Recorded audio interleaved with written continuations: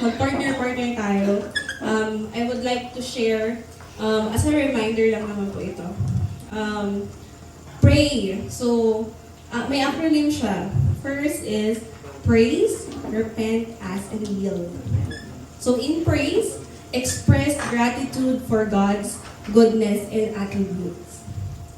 And next, repent, acknowledge your sins and seek forgiveness. And ask, make requests for yourself and others. Yield, submit to God's will and guidance. Sabi sa Philippians 4, verse 6 to 7, do not be anxious about anything, but in everything by prayer and supplication with thanksgiving. Let your requests be made known to God. And the peace of God, which surpasses all understanding, will guard your heart and your mind in Christ Jesus. Hallelujah.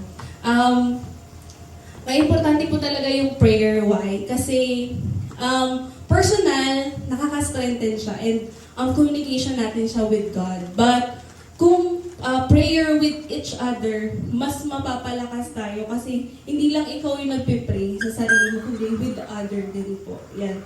So, ngayon gagawin natin yan. Pumili tayo ng partner, girl, boy. Yan. So, yan po. Mag-pray tayo. Yan. Pag-pray natin yung makaka-partner natin. Start na po tayo.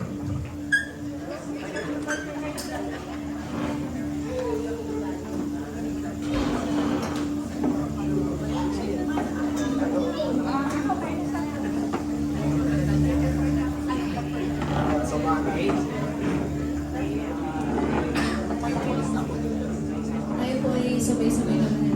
Father God in heaven, maraming salamat po Diyos for this day, O God. For this opportunity, O God, na makapagpanalanginan po ang bawat isa po sa amin, Lord God. Thank you, Lord God, for renewing our strength, O God, our faith, our hallelujah. Maraming salamat, O Diyos, for this day, Panginoon. Panginoon, maraming salamat po sa pagpapala po na ibinor out mo po sa bawat isa po sa amin, O God. Lord God, we claim it, O God, in Jesus' name. All our requests, O God, we claim it na mangyayari ito, Panginoon. Sa kalooban mo, Panginoon, in Jesus' name, in Jesus' name.